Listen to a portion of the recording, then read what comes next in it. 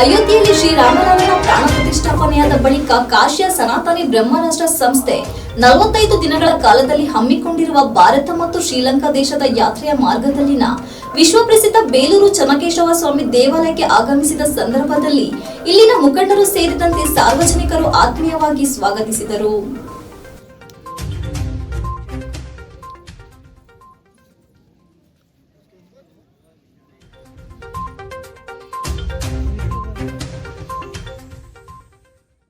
ಈ ಬಗ್ಗೆ ಪತ್ರಿಕೆಯೊಂದಿಗೆ ಮಾತನಾಡಿದ ಕಾಶಿಯ ಸನಾತನಿ ಬ್ರಹ್ಮರಾಷ್ಟ್ರ ಸಂಸ್ಥೆಯ ಮುಖ್ಯ ಆಯೋಜಕರಾದ ಡಾಕ್ಟರ್ ಸಚಿನ್ ಸನಾತನಿ, ಅಯೋಧ್ಯೆಯಲ್ಲಿ ಪ್ರಭು ಬಾಲರಾಮನ ಪ್ರಾಣ ಪ್ರತಿಷ್ಠಾಪನೆಯಾದ ಬಳಿಕ ಬ್ರಹ್ಮರಾಷ್ಟ್ರ ಸಂಸ್ಥೆಯಿಂದ 2 ದೇಶಗಳ ಯಾತ್ರೆಯನ್ನ ಹಮ್ಮಿಕೊಂಡಿದೆ. 10 ರಾಜ್ಯಗಳ ಮೂಲಕ ಲಂಕೆಯನ್ನ ಪ್ರವೇಶಿಸಲಾಗುತ್ತದೆ ಎಂದ ಅವರು, ಈ 45 ದಿನಗಳ ಕಾಲದ ಯಾತ್ರೆಯಲ್ಲಿ ಶ್ರೀರಾಮರು ತನ್ನ ವನವಾಸ ದಿನಗಳಲ್ಲಿ ಹೋದ ಸ್ಥಳಗಳಿಗೆ ಭೇಟಿ ನೀಡುವುದು, ಯಾತ್ರೆಯ ವೇಳೆ ಭಗವಾನ್ ಪ್ರಭು ರಾಮರ ಆದರ್ಶಗಳನ್ನ ಆಯಾ ಸ್ಥಳಗಳಲ್ಲಿ ಪ್ರಚಾರ ಮಾಡುವುದು, ಇದರಿಂದ ವಿಶ್ವಶಾಂತಿ, ಸಾಮರಸ್ಯ, ದೇಶದಲ್ಲಿ ಏಕತೆ, ಸಮಗ್ರತೆ ಮತ್ತು ಸಮಾನತೆ ಕಾಪಾಡುವ ಕಾರಣದಿಂದ ಯಾತ್ರೆಯನ್ನ ಹಮ್ಮಿಕೊಂಡಿದೆ. ವಿಶೇಷವಾಗಿ ಆಧುನಿಕ ಶಿಕ್ಷಣದ ಜೊತೆಯಲ್ಲಿಯೇ ಗುರುಕುಲ ಶಿಕ್ಷಣ ನೀಡಿ ಪ್ರಾಚೀನ ಮೌಲ್ಯ ಶಿಕ್ಷಣವನ್ನ ನೀಡುವುದು. ಈ ಕಾರಣದಿಂದ ವಾರಣಾಸಿಯ ವೈದಿಕ ಸಪ್ತಋಷಿ ಗುರುಕಾಲದಲ್ಲೇ ಮುಂದಿನ ಶೈಕ್ಷಣಿಕ ಸಾಲಿನಲ್ಲಿ ಗುರುಕುಲ ಶಿಕ್ಷಣ ಪದ್ಧತಿಗೆ ಚಾಲನೆ ನೀಡುವುದು ಬ್ರಹ್ಮರಾಷ್ಟ್ರ ಸಂಸ್ಥೆಯ ಮುಖ್ಯ ಉದ್ದೇಶವಾಗಿದೆ. ಶ್ರೀರಾಮರಥ ಸತ್ಯ ಅಯೋಧ್ಯೆ, ಶೃಂಗವೇರಾಪುರ, ಪ್ರಯಾಗರಾಜ್, ಚಿತ್ರಕೂಟ, ನಾಗ್ಪುರ, ನಾಸಿಕ್, ಬೆಂಗಳೂರು ಮೂಲಕ ಸದ್ಯ ಹಾಸನಕ್ಕೆ ತಲುಪಿ ವಿಶ್ವ ಪ್ರಸಿದ್ಧ ಬೇಲೂರು ಚೆನ್ನಕೇಶವ ಸ್ವಾಮಿ ದರ್ಶನ ಪಡೆದು ರಾಮನಾಥಪುರದ ಮೂಲಕ ಇನ್ನಿತರ ಧಾರ್ಮಿಕ ಕೇಂದ್ರದ ಪಟ್ಟಣಗಳಿಗೆ ತೆರಳಿ ಶ್ರೀಲಂಕೆಯನ್ನ ಪ್ರವೇಶಿಸುತ್ತದೆ. ಈ ಪ್ರಯಾಣ ಯಾವುದೇ ರಾಜಕೀಯ ದುರುದ್ದೇಶವನ್ನ ಹೊಂದಿಲ್ಲ, ರಾಷ್ಟ್ರದ ಸಮಗ್ರತೆ ಮತ್ತು ಐಕ್ಯತೆಯನ್ನ ಕಾಪಾಡುವುದು ಅಷ್ಟೇ ಉದ್ದೇಶವನ್ನ ಹೊಂದಿದೆ ಎಂದು ಸ್ಪಷ್ಟಪಡಿಸಿದರು. ತಾಲೂಕು ಪತ್ರಕರ್ತರ ಸಂಘದ ಅಧ್ಯಕ್ಷ ಶ್ರೀನಿಧಿ ಮಾತನಾಡಿ, ಕಾಶಿ ಸನಾತನಿ ಬ್ರಹ್ಮರಾಷ್ಟ್ರ ಸಂಸ್ಥೆಯ ಮುಖ್ಯ ಆಯೋಜಕರಾದ ಡಾಕ್ಟರ್ ಸಚಿನ್ ಸನಾತನಿ ಮತ್ತು ಅವರ ತಂಡ ಹಮ್ಮಿಕೊಂಡ ಭಾರತ ಮತ್ತು ಶ್ರೀಲಂಕಾ ರಾಮರಥ ಯಾತ್ರೆ ನಿಜಕ್ಕೂ ಐತಿಹಾಸಿಕ ಕ್ಷಣವಾಗಿದ್ದು ಬೇಲೂರಿಗೆ ಆಗಮಿಸಿದ್ದು ಖುಷಿ ನೀಡಿದೆ ಎಂದರು. ಈ ಸಂದರ್ಭದಲ್ಲಿ ಯಾತ್ರೆಯಲ್ಲಿ ಗುರುಜಿ ಶ್ರೀ ದಿನಾಕರ್ ದ್ವಿವೇದಿ, ವಿಶ್ವೇಶ್ವರ ಜ್ಯೋತಿರ್ಲಿಂಗ ಮಹಂತ, ಶ್ರೀನಿಂದ ಮಹಾರಾಜ್ಮ, ಶ್ರೀಮತಿ ಪ್ರಿಯಾ ಮಿಶ್ರಾ, ಬೇಲೂರು ತಾಲೂಕು ಪತ್ರಕರ್ತರ ಸಂಘದ ಪದಾಧಿಕಾರಿಗಳಾದ Hippalu Halappa, B P Shivaraj, B N Ganesh, Ramesh, BJP ಮುಖಂಡ ಹಾಗೂ ಉದ್ಯಮಿ ಎನ್ಆರ್ ಸಂತೋಷ್ ಸೇರಿದಂತೆ ಮುಂತಾದವರು ಹಾಜರಿದ್ದರು. सचिन सनातनी ब्रह्मराष्ट्र संस्थापक अध्यक्ष, काशी की पावन धारा से संकट मोचन हनुमान जी का आशीर्वाद लेकर के श्री राम पग यात्रा अपने 45 दिवस की यात्रा 15,000 किलोमीटर से भी अधिक दूरी तय करते हुए लगभग 200 से अधिक स्थलों पर जाएगी. प्रभु श्री राम जी जिस तरीके से 14 वर्ष के वनवास के पश्चात उन्होंने एक आदर्श नैतिक मूल्यों की स्थापना की और अलग अलग जाति, अलग अलग वर्ग, अलग अलग लोगों को, जो वांछित लोगों को उन्होंने अपने गले से लगा करके तमाम सी मानवता का एक ऐसा संदेश दिया, एक भाईचारे का संदेश दिया,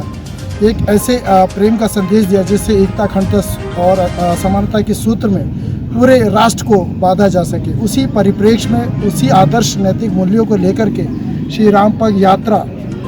काशी से प्रारंभ हुई, जो कि काशी से चल कर के अयोध्या गई. अयोध्या में रामलला के दर्शन करने के पश्चात सिंहवेरपुर होते हुए, प्रयागराज होते हुए चित्रकूट, चित्रकूट से फिर सतना, मैहर होते हुए रामटेक, रामटेक से नासिक, नासिक से हम लोग यहाँ हासन पहुँचे हैं और हसन से आज बेलूर पहुँचे हैं. चन्नकेश्वर टेम्पल में दर्शन करने के पश्चात हम लोग इस यात्रा को लेकर के आगे मैसूर होते हुए रामनाथपुरम और रामेश्वरम होकर के श्रीलंका जाएंगे. श्रीलंका के पश्चात हम लोग पूरे भारत, शेष भारत में हम लोग प्रभु श्री राम जी के आदर्श मूल्यों को लेकर के चलेंगे, जिसमें जो हमारा एकमात्र उद्देश्य है संस्था का, ब्रह्मराष्ट्र एकम का, विश्व शांति और सद्भावना, जिसमें हम भारत के सभी जाति वर्गों को एक सूत्र में, एक धारा में बांध करके पूरे विश्व में भारत को श्रेष्ठ और अखंड भारत के रूप में हम उनको स्थापित कर सके और भारत को विश्व गुरु की श्रेणी में लेकर और एक मानवता का एक संस्कार, सनातन संस्कृति की लहर को जागृत करते हुए जनमानस तक ले जाने का कार्य करेंगे. जिस तरीके से 14 वर्ष के वनवास के पश्चात उन्होंने पूरा निर्वहन किया था और जो नैतिक आदर्श मूल्य की स्थापना जो उन्होंने की थी, उसी गुरुकुल परंपरा को पुनर्स्थापित करने की व्यवस्था को भी हमारी संस्था पूरे भारतवर्ष में उसको पुनर्स्थापित करने का महत्वपूर्ण कार्य करेगी और उसी को जनमानस तक पहुंचाने का हम लोग अपने इस उद्देश्य को लेकर के इस यात्रा को हम कर रहे हैं. ಆದ್ಮೇಲೆ ಇವತ್ತು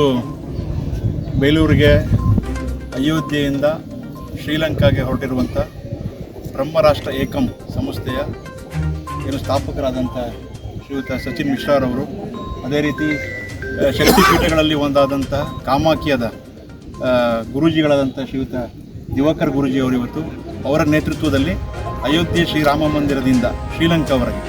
ಅಂದರೆ ರಾಮನ ಕೀರ್ತಿ ಅಯೋಧ್ಯೆಯಿಂದ ಶ್ರೀಲಂಕಾವರೆಗೂ ಕೂಡ ಹರಡಿರೋದ್ರಿಂದ ಒಂದು ಲೋಕ ಕಲ್ಯಾಣಕ್ಕೆ ರಾಮನ ಒಂದು ಆದರ್ಶಗಳನ್ನು ಇಡೀ ಲೋಕಕ್ಕೆ ಪಸರಿಸಬೇಕು, ಲೋಕಕ್ಕೆ ವಿಸ್ತರಿಸಬೇಕು ಅನ್ನೋ ಒಂದು ದೃಷ್ಟಿಯಲ್ಲಿ ಅಯೋಧ್ಯೆ ರಾಮ ಮಂದಿರ ಉದ್ಘಾಟನೆ ಆದ ನಂತರ ಅಯೋಧ್ಯೆಯಿಂದ ಒಂದು ರಾಮರಥವನ್ನು ತಗೊಂಡು ಆ ರಾಮನ ಸ್ಪರ್ಶವನ್ನು ಮಾಡಿ ಆ ರಾಮನ ಸ್ಪರ್ಶವನ್ನು ಶ್ರೀಲಂಕಾವರೆಗೆ ಮುಟ್ಟಿಸಬೇಕು. ಕಾರಣ ಯಾಕೆ ಅಂದರೆ ರಾಮನ ಒಂದು ದಯೆಯಿಂದ ರಾವಣನ ಸಂಹಾರ ಆಗಿ ಇವತ್ತು ಲೋಕ ಕಲ್ಯಾಣ ಆದ ಸಂದರ್ಭದಲ್ಲಿ ಶ್ರೀಲಂಕಾಗೆ ಅದನ್ನು ನಾವು ತಲುಪಿಸಬೇಕು ಅಲ್ಲಿವರೆಗೆ ಅಂತ ಒಂದು ಸಂಕಲ್ಪವನ್ನು ಮಾಡಿ ಇವತ್ತು ಅಯೋಧ್ಯೆಯಿಂದ ಶ್ರೀಲಂಕಾಗೆ ರಾಮರಥದಲ್ಲಿ ಹೊರಟಿರುವಂಥ ಎಲ್ಲ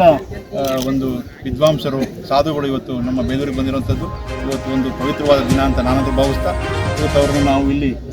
ಬೇಲೂರಿನ ಜನತೆಯ ಪರವಾಗಿ ಅವರನ್ನು ಸ್ವಾಗತಿಸಿ ಇಲ್ಲಿಂದ ನಾವು ಮುಂದಕ್ಕೆ ಅವರು ಶ್ರೀಲಂಕಾಗೆ ಇಲ್ಲಿಂದ ಪಯಣವನ್ನು ಬೆಳೆಸ್ತಿದ್ದಾರೆ ರಥದೊಂದಿಗೆ. ಅವರನ್ನು ನಾವು ಇಲ್ಲಿಂದ ಶ್ರೀ ಚೆನ್ನಕೇಶವನ ದರ್ಶನವನ್ನು ಮಾಡಿಸಿ ಅವರನ್ನು ಇಲ್ಲಿಂದ ಅವ್ರದ್ದು ಮುಂದಿನ ಒಂದು ಯಾತ್ರೆ ಸುಗಮವಾಗಲಿ